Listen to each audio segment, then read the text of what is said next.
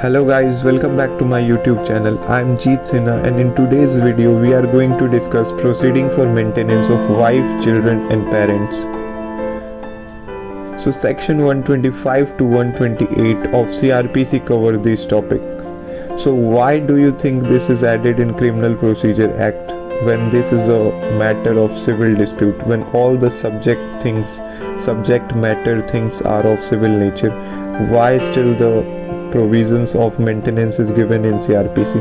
So the answer is that section 125 to 128 provides for speedy remedy, effective and rather inexpensive remedy against person who neglect or refuse to maintain their dependent wives, children or parents.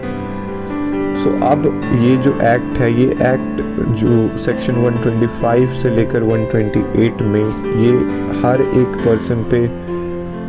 एक person को cover करता है apart from his religion और any relationship. It doesn't have any relationship with the personal law of the parties.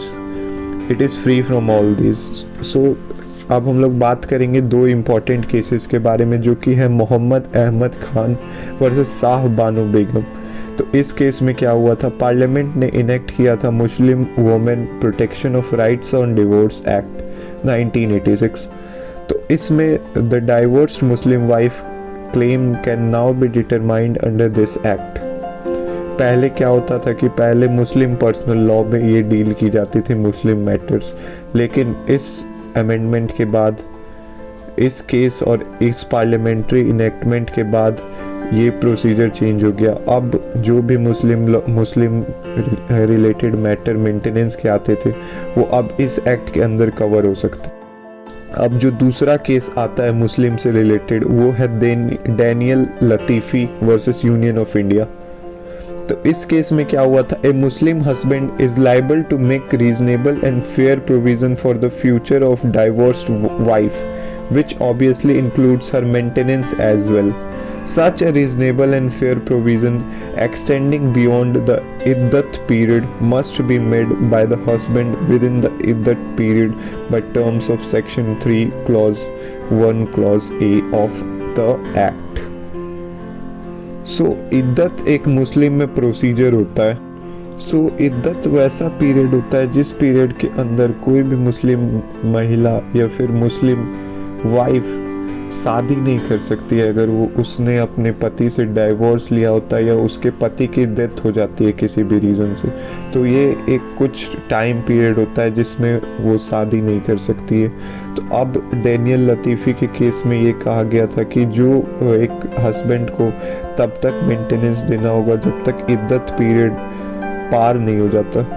माफ़ करिएगा अगर मैं इद्दत को सही से प्रोनाउंस नहीं कर पा रहा हूँ. तो अब आगे बढ़ते हैं. तो सेक्शन 125 जो है वो कहता है कि if any person having sufficient means neglects और refuses to maintain his wife unable to maintain herself. So अगर एक पर्सन के पास सफिशिएंट मींस है, उसके पास वो ज़रूरी के सारे साधन है, फिर भी वो अपनी वाइफ को नेग्लेक्ट कर देता है और रिफ्यूज़ कर देता है मेंटेन करने के लिए, जो खुद का देखभाल नहीं रख सकती है, तो यहाँ पे उस पर्सन की जिम्मेदारी होगी उसे मेंटेन करने की.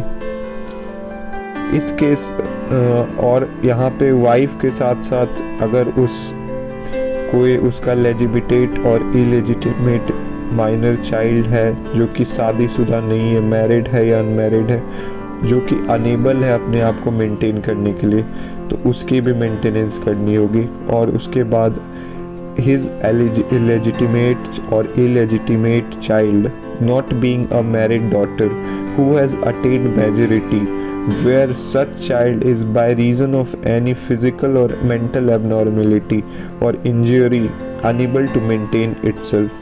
So अब अगर चाइल्ड माइनर भी मेजर भी हो चुका होता है तो वो अगर अपने आप को मेंटेन नहीं कर पा रहा है यहाँ पे, तो और उसकी कोई मेंटल फिजिकल एबनॉर्मेलिटी है या फिर कोई ऐसी इंजरी है जिसके कारण वो खुद को मेंटेन नहीं कर पा रहा है, तो यहाँ पे उसके फादर की ड्यूटी होगी कि वो मेंटेन करे.